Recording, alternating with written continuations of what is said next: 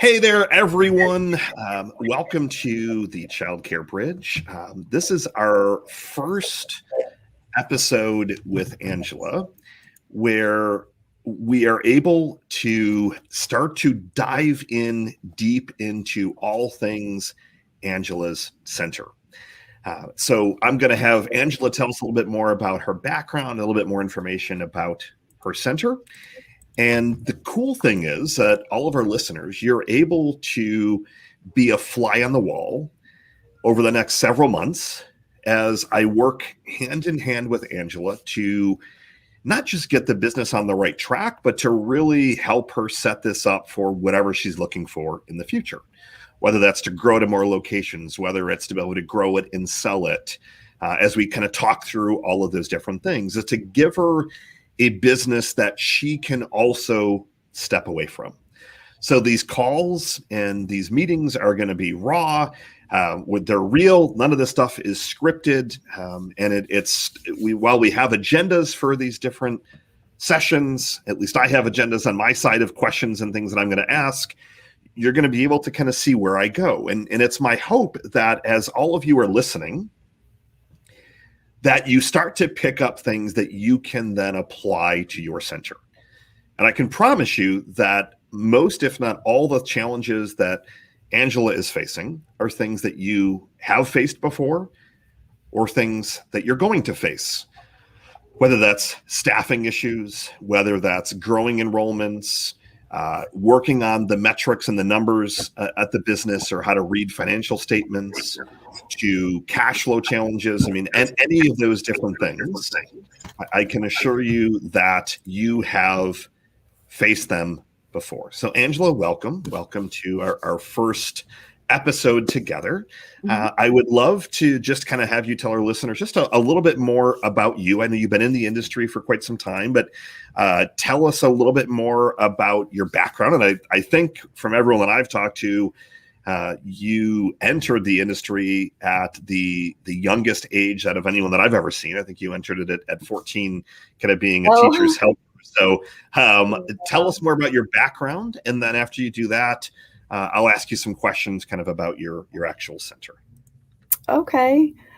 So like you said, 14, I used to walk right past I think it was a La Petite Academy.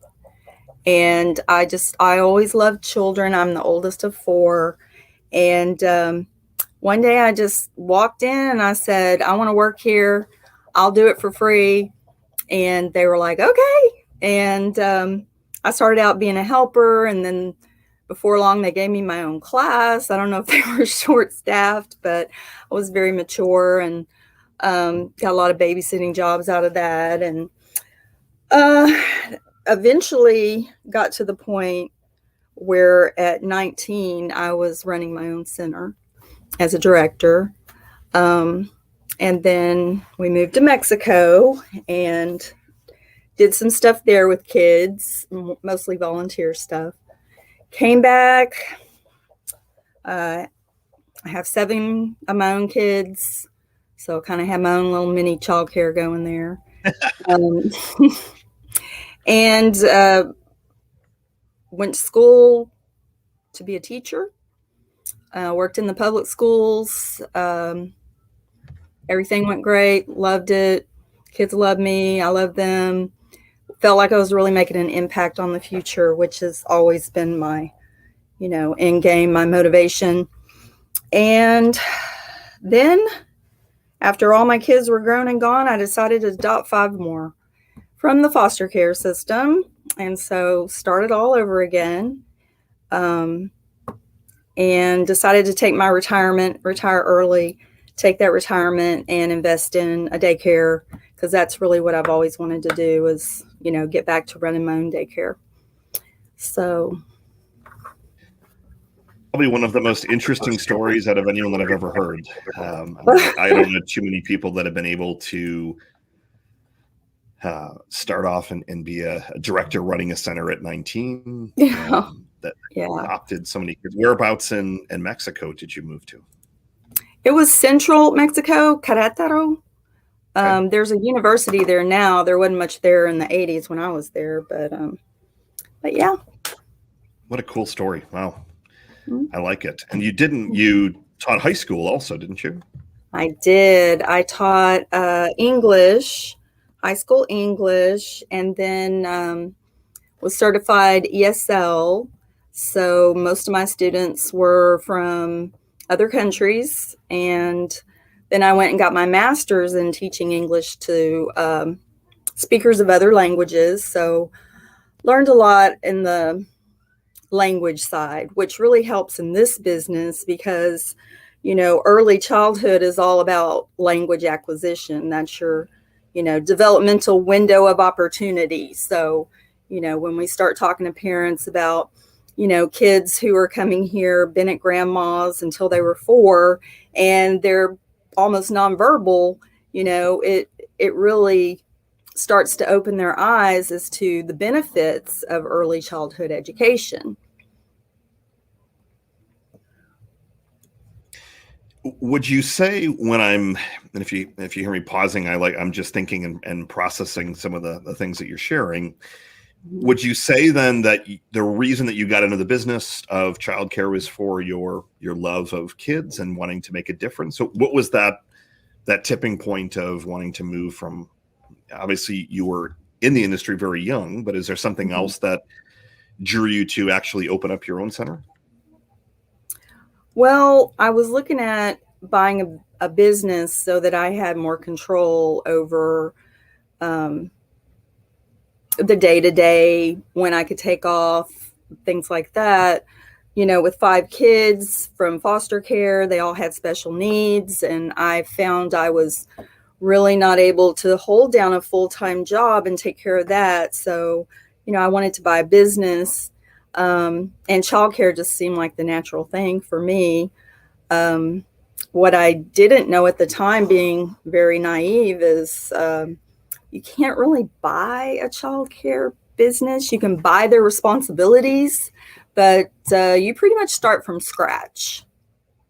And I did not know that going in. So, elaborate a little bit more on that. So what do you mean by you can't buy? Sorry, I'm just getting myself adjusted here. Yeah. But tell me a little bit more about what you mean by that. Okay, so you can go on and you can go to like Biz Buy Sell and different sites that sell businesses.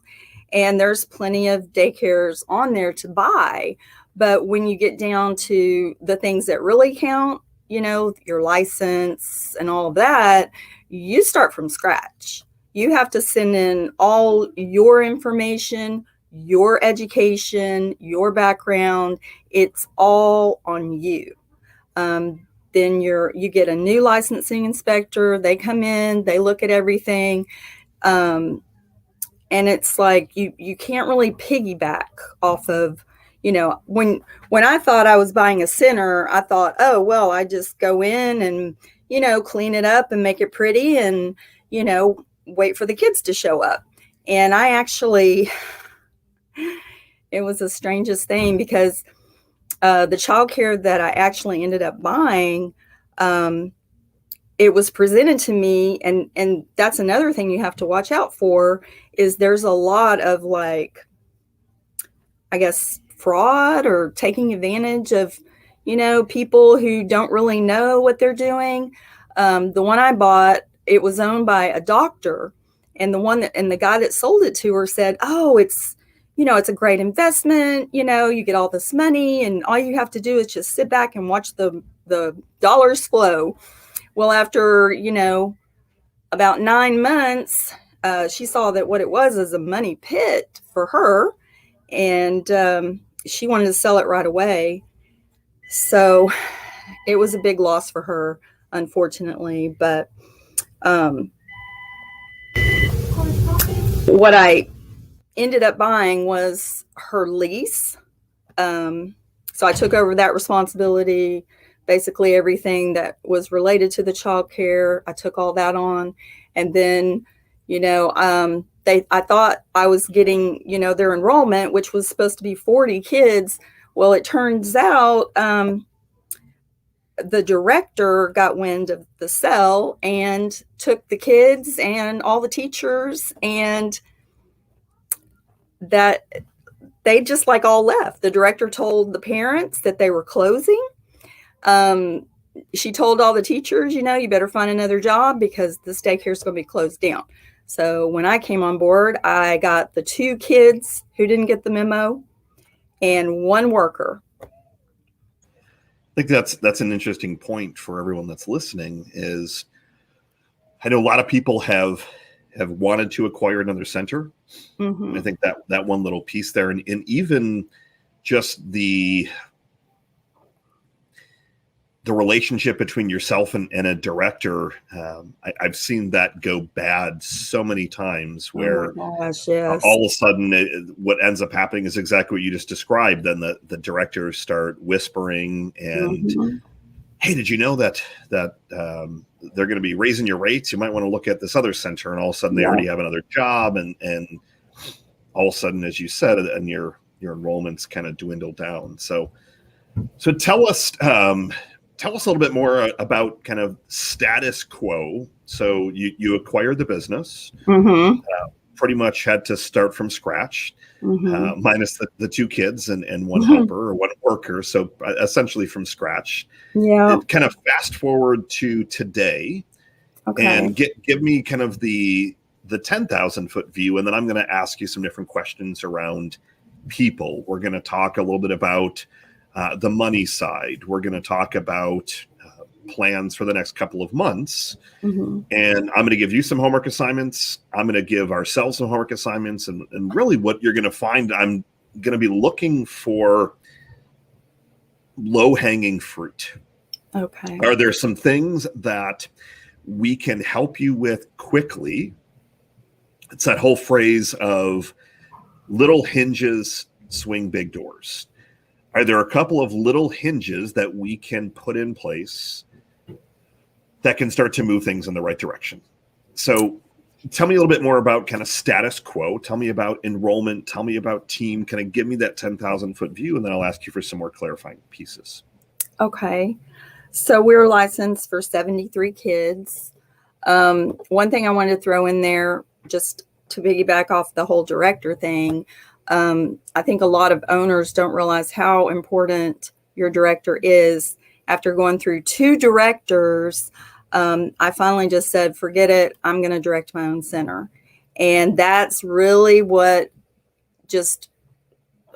I don't know. I went from having, 20 to 30 kids.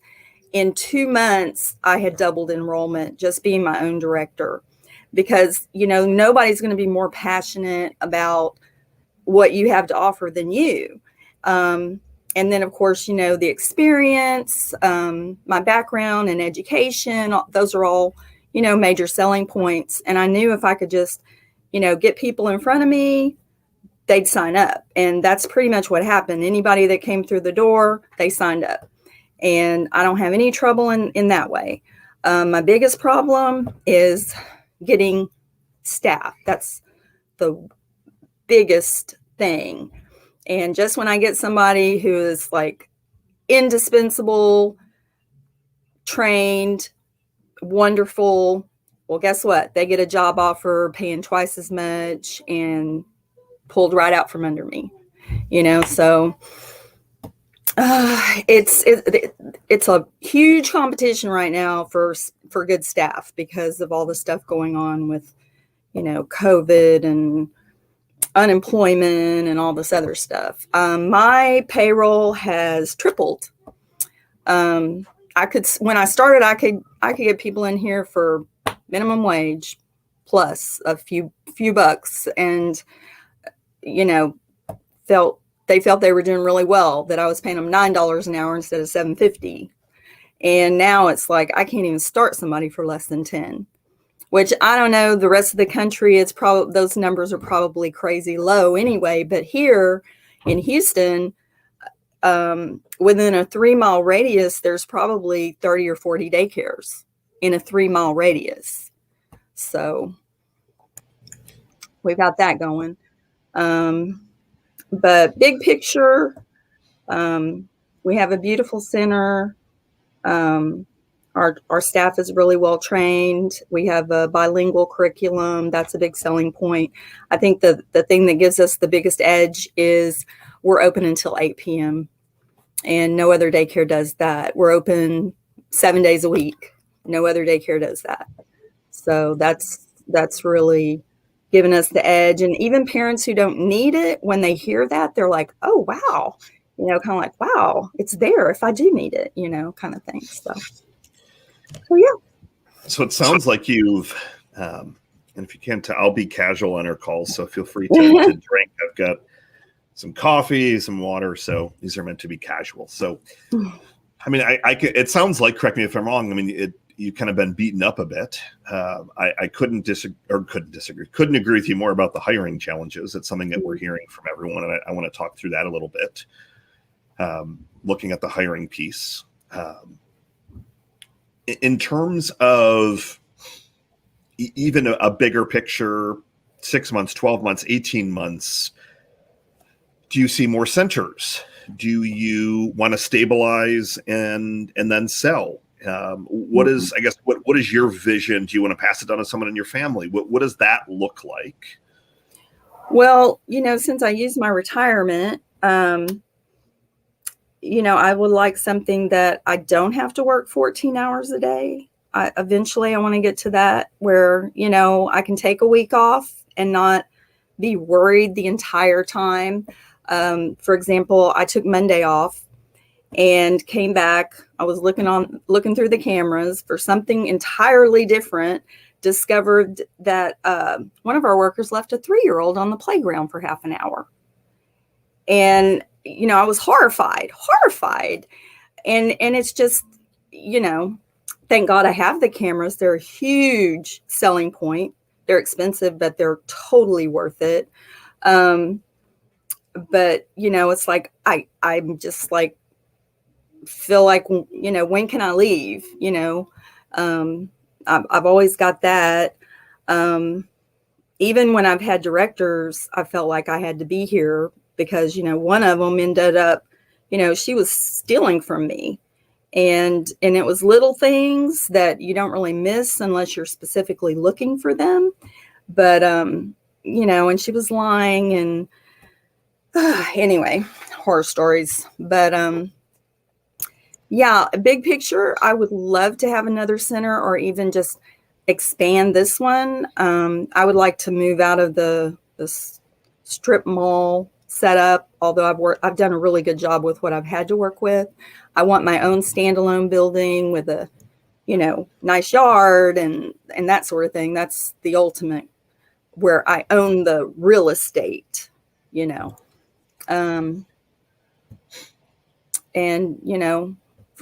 I'd like to have more than one, but if all I have is one, that's fine too,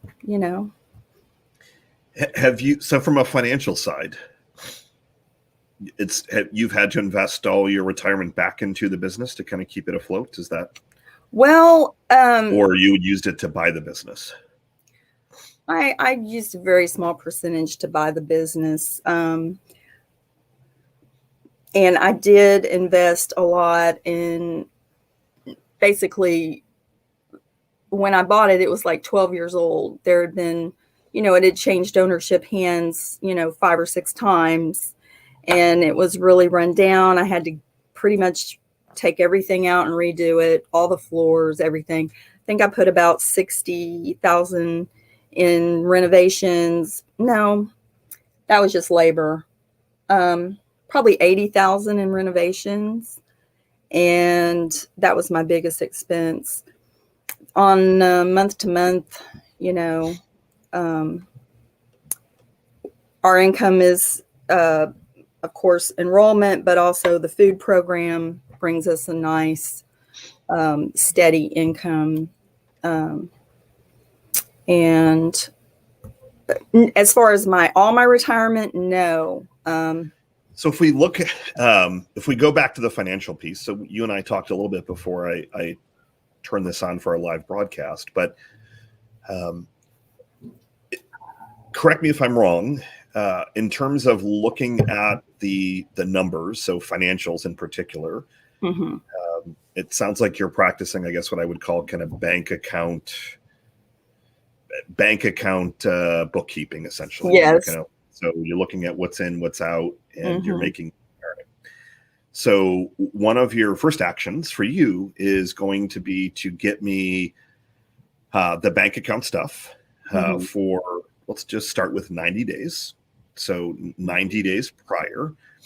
And what I'll have our team do is we'll actually put that into a very simple kind of Google spreadsheet so that we can at least start to size up the numbers. So one of the first things that I always do when I'm going in to look at how can I improve a center, how can I just improve a business?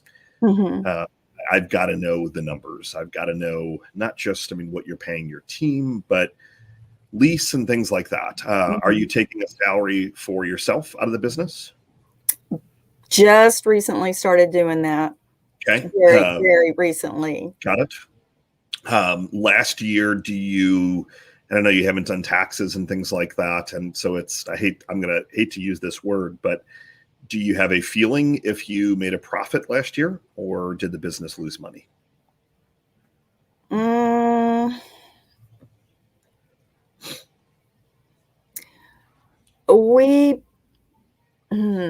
It's hard to say. I'm definitely down 100,000 from where I started, but then it's really more like 200,000 because 100, or wait, no, that's not right.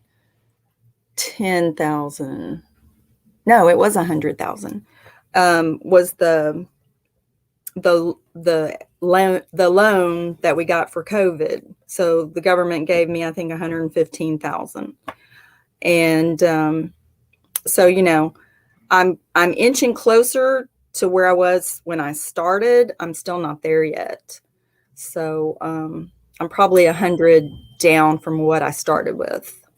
Got it. So, in reality, not 100% certain on kind of where the numbers. So if you're not actively looking or you don't actively have stuff in QuickBooks, for example, you're having to kind of use a feeling. So again, not trying to beat you up. This is the whole point of these is where can we help? And our focus won't necessarily be tax optimization and things like that, but I definitely will share things like that. I have a pretty heavy background in finance.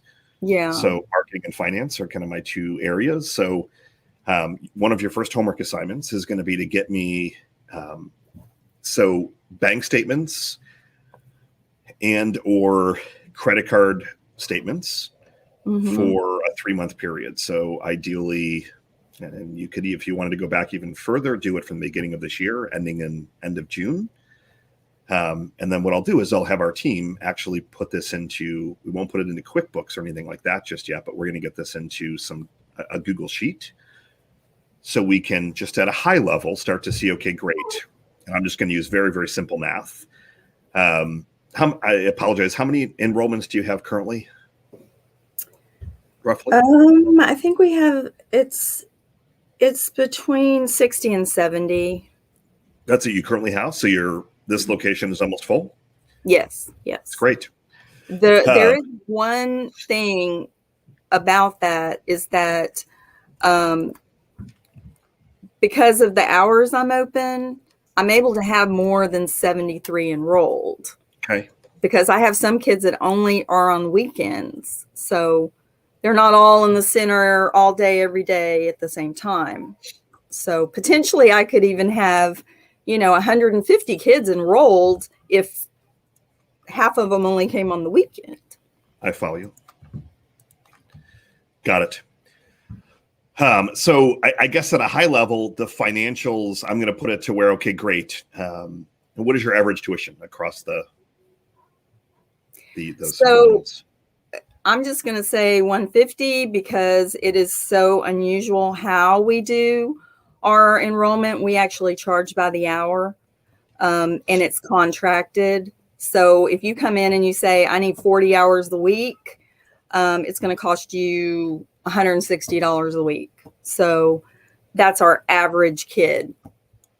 But from there, we have kids who only come 2 days or only come, who who need us 60 hours a week, things like that. And that's kind of evolved from where we started, where it was like, this age group charges this. I think that's how most daycares do it. If you have an infant, it's 180 a week. If you have a toddler, it's 160, that kind of thing. We kind of went to the hourly just because it just works better with the hours we have and things like that. That one, I think we'll probably have to talk a little bit more about that one. I don't know. I don't think I've ever, I personally haven't heard of that, but it doesn't mean that we don't have. So we work with a few hundred centers across the US. So our listeners kind of have gotten to know me and my background and what we do a bit, but I'm sure that we have some centers that we work with in and around Las Vegas that probably do something like that. But I can't think of another center that does it hourly. So I'm probably going to look for some more research around that to see if we can optimize that, because 150, I mean, that number is a tad low. So one of the things that I also told you before we turned the recording on was I started calling. I didn't call all 30, but I called, I would say 13, 14 different centers. We went a little bit wider. So I looked for centers that were a little bit bigger, and the 150 is definitely on the lower side. Most of them are a little bit closer to 2.25. Oh, we're definitely a bargain. So, yeah, I mean, so from what you've shared, and I think that's, again, how as we go through this process and looking at things like your website, there's nothing that conveys your background, for example, the open 7 days. And let me rephrase that. There's nothing that jumps out at me that tells your story. So one of the things that we're going to work on in the coming weeks is revamping your website with, you've got that lengthy story that's on the homepage as people scroll down, but I want certain buzzwords and certain phrases to really speak to the parents. So if they don't read that big paragraph on your website, for example, I want them to know. I want them to see how you're very, very different.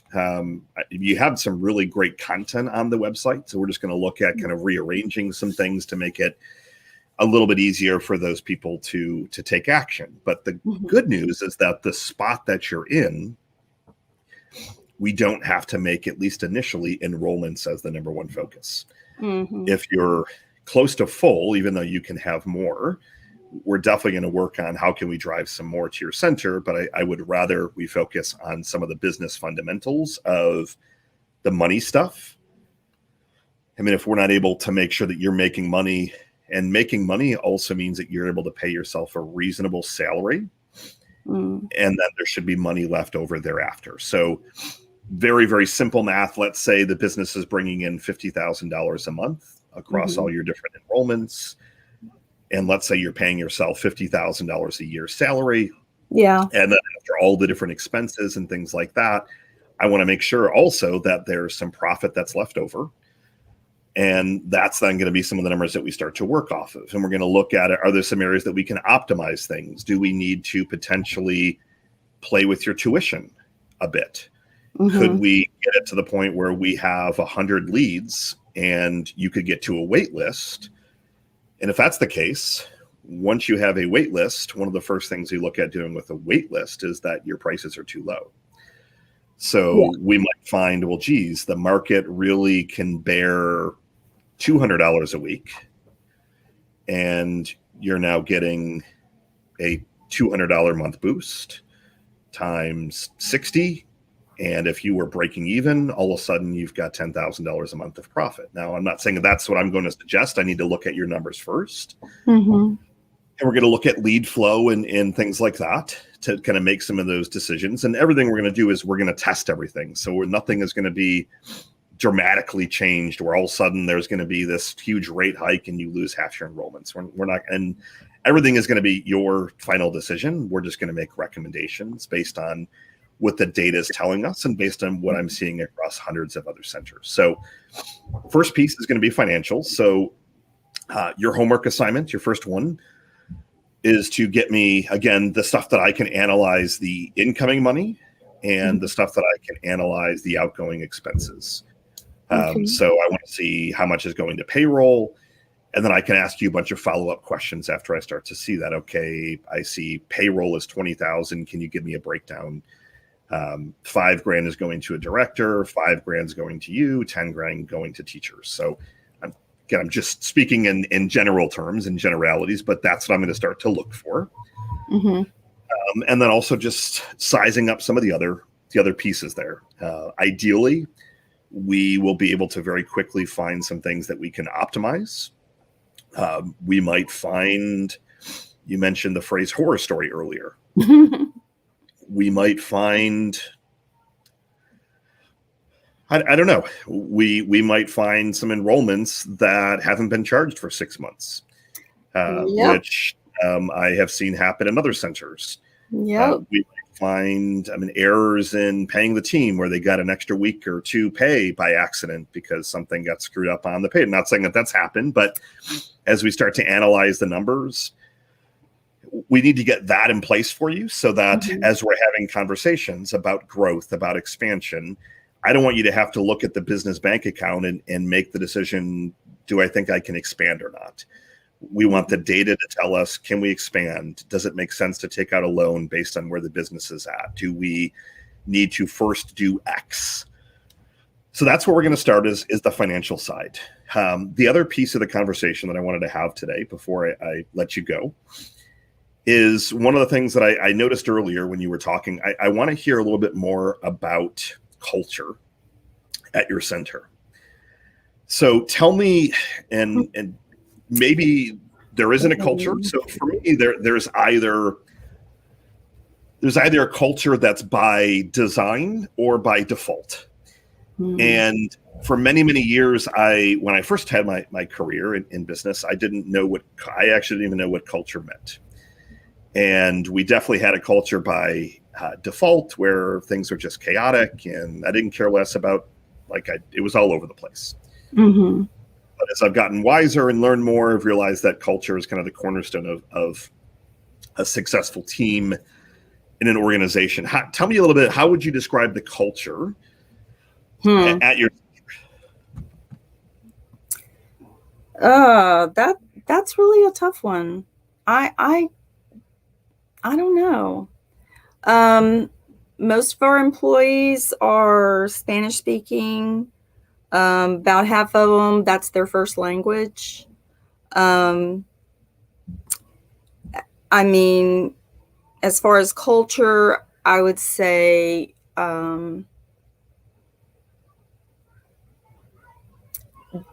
we have a history of extremely high turnover. Last year, I think 70 employees came through here. And how many do you have currently? About 15. So your staff turned over 5 times? Well, when I started, I tend to be very optimistic to a fault. So I would hire people who had really no experience. If they expressed a desire, I believed in that potential, and a lot of them didn't last till lunch. And I'm not kidding. They were out of here, went to lunch, never came back. So, there's that. I've learned a lot of stuff. Experience is so important. And experience doesn't mean, babysitting.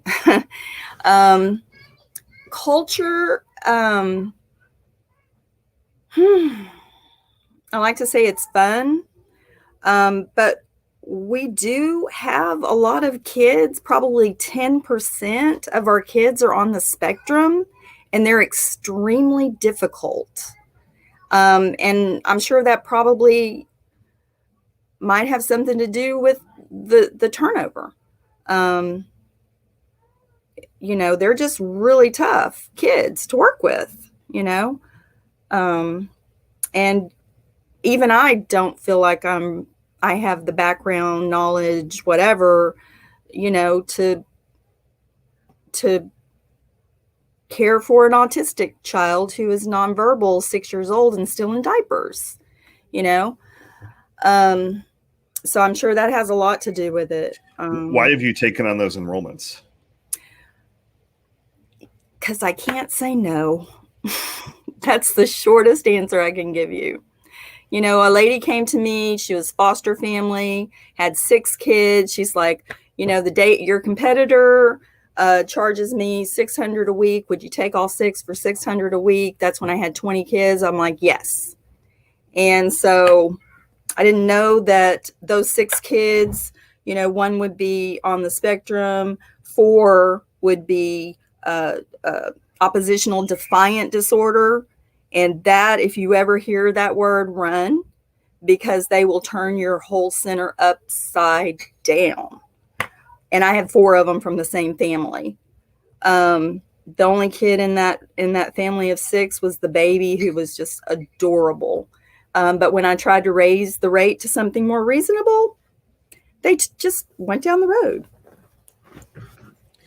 Did you take those families on because of the cash flow side, or did you take them on because of your desire to help? Because you fostered, Yeah. you got what, seven kids. Yeah. Or was it a combination of both?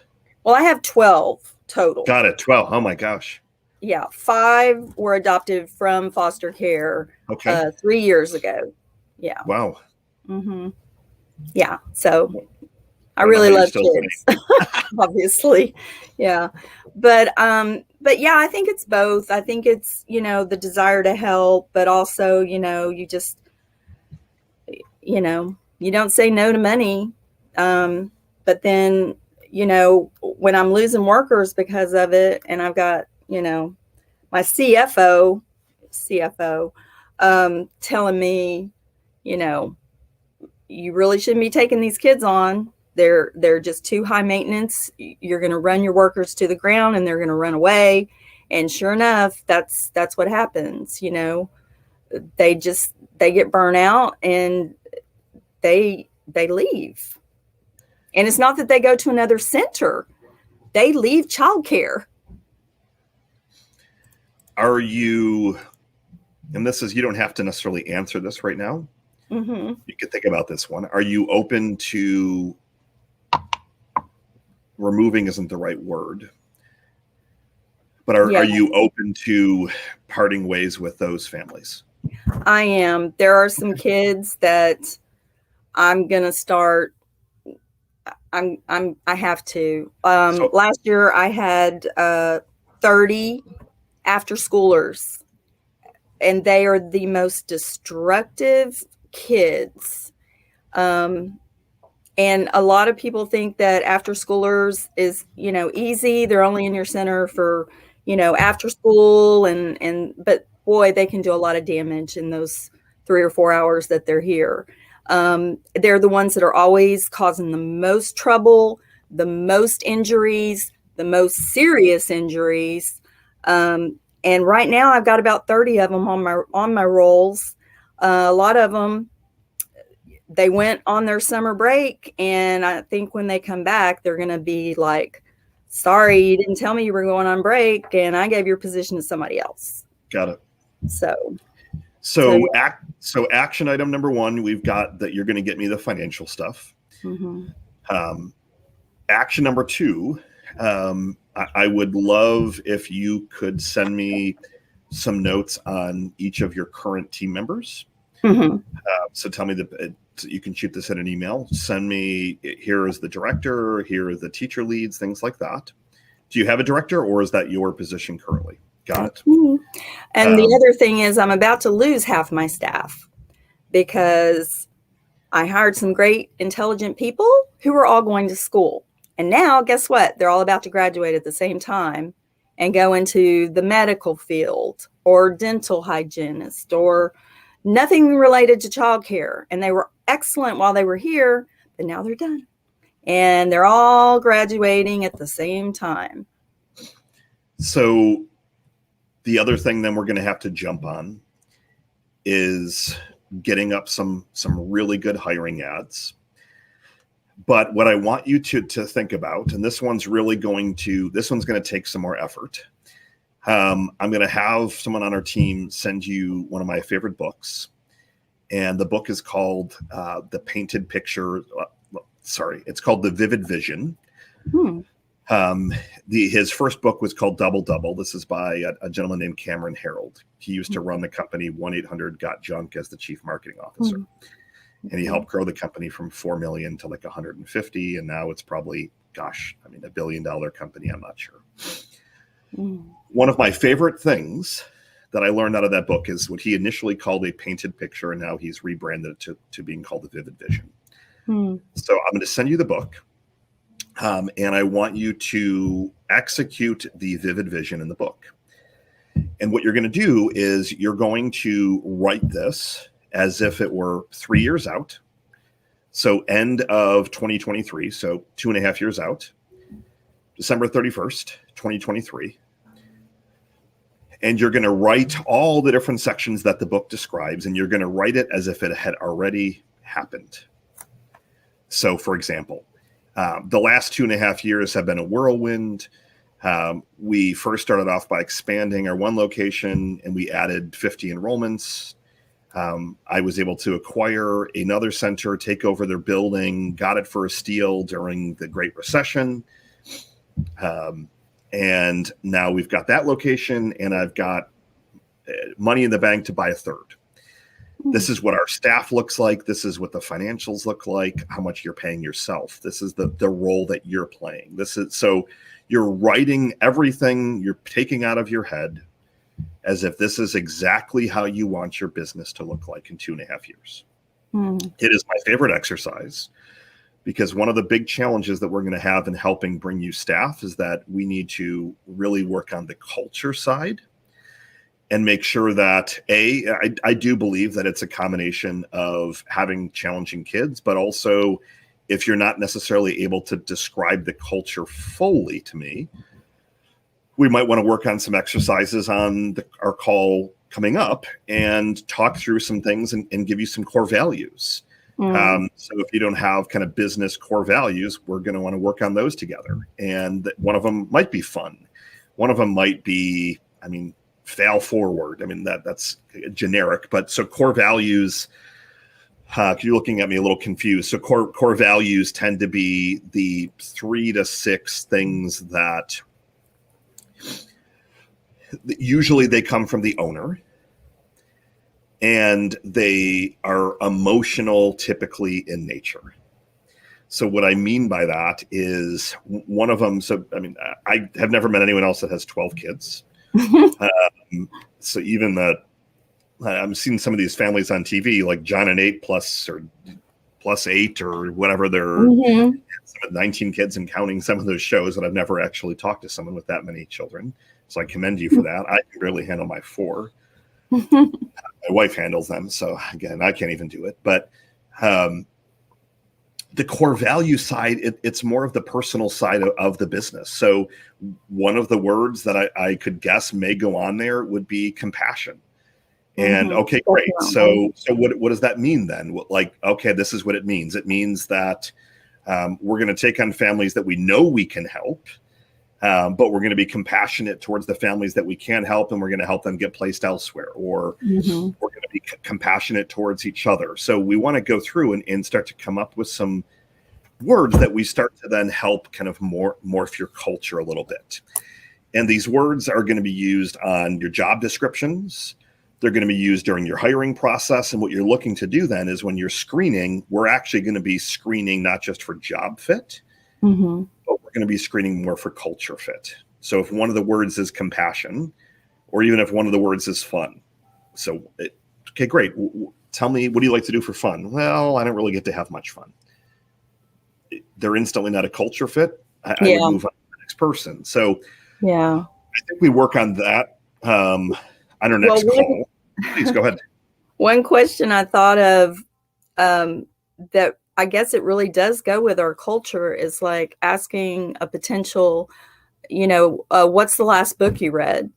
Because one of the things about us is our curriculum, and it does require you to read. And if you have someone who doesn't like to read and they don't like to plan, they're not going to do well. But yeah, Yes. definitely compassion, quality, affordability. My vision was to provide affordable care, but at very high quality. I'm modeling uh, my center on the big ones who are pulling into 250 a week. That's what I'm modeling them on, as far as having this curriculum, and it's very nice and clean and all of that. But then I'm charging, what my competitor down the street who doesn't have as nice is charging. We're definitely going to be, and we're definitely going to be looking at raising your rates. I just want to analyze your financials first, but you're definitely undercharging, and we're going to have to raise your rates. But before we do that, I want to make sure we have all of our other ducks in a row, so that if some families do leave, I don't want you to be, oh my gosh, Michael, now we're in this cash crunch. I want to have families lined up, ready to enroll and ready to go. And to do that, then we're going to start deploying the marketing pieces. But the foundational pieces we need to deploy, we've got to get it to where your financial numbers. That's number one. And then the second piece, having that amount of staff turnover might be the highest that I've ever heard. Yeah, it's bad. That's going to affect your enrollment numbers. It's going to affect your Google reviews. It's going to affect your growth, your brand. Mm-hmm. So I want you to send me kind of a write-up of your current team, and let me know, just send me a write-up of the people that will not be leaving.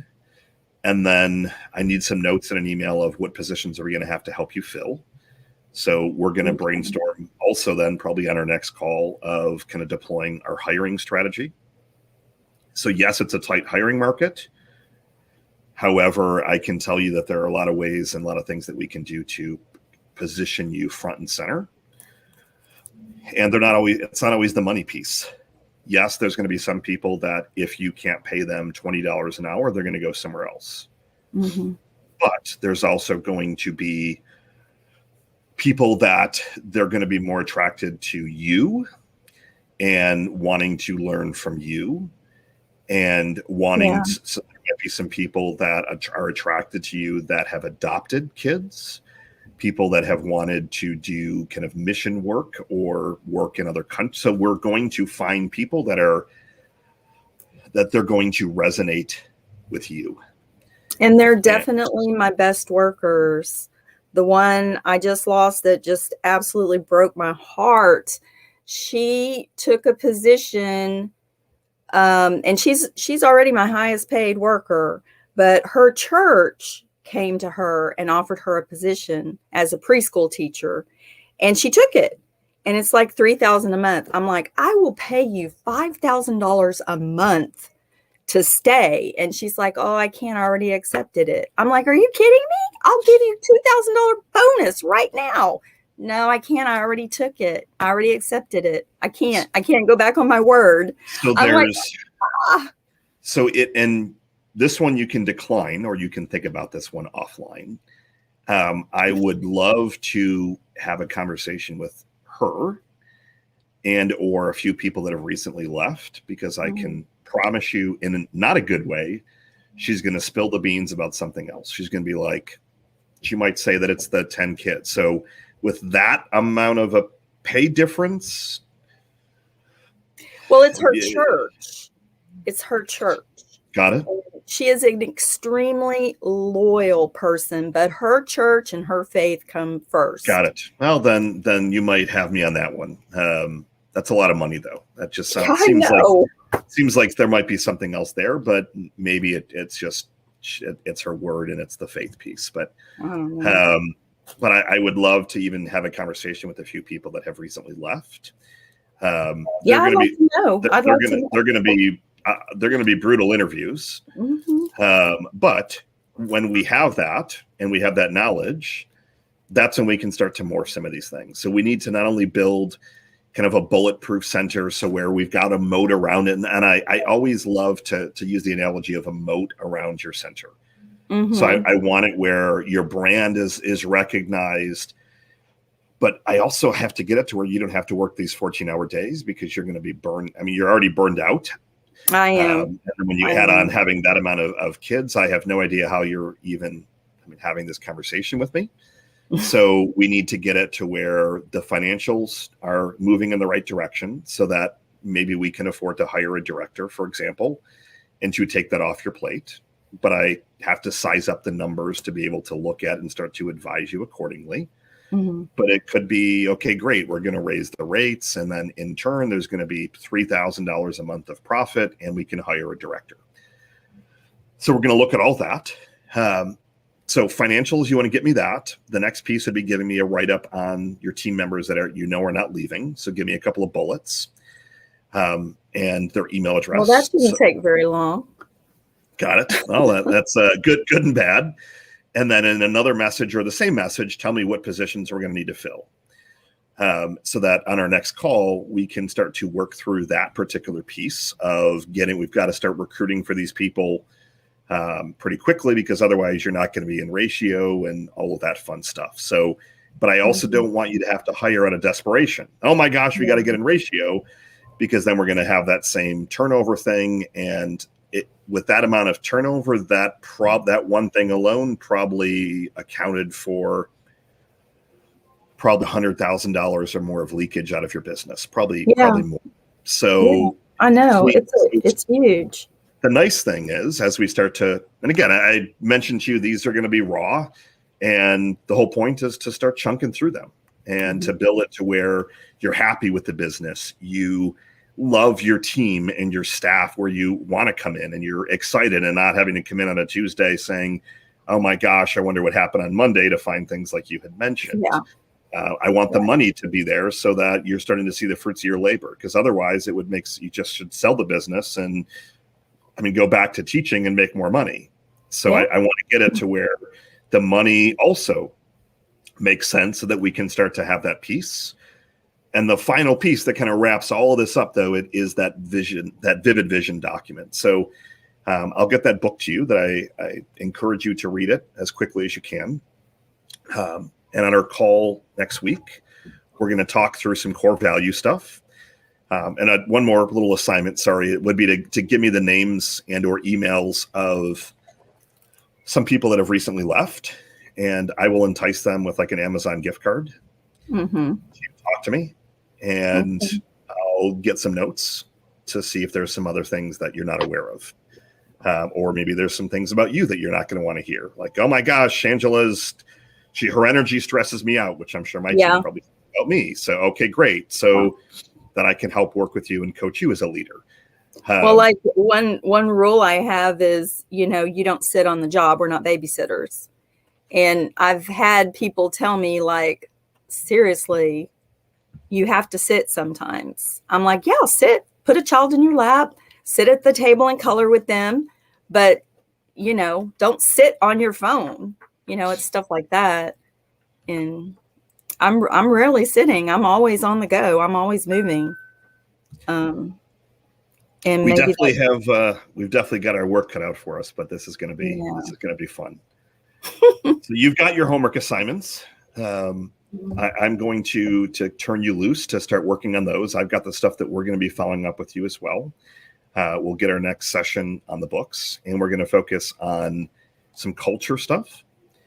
And we're also going to, so we can then start to get that moving.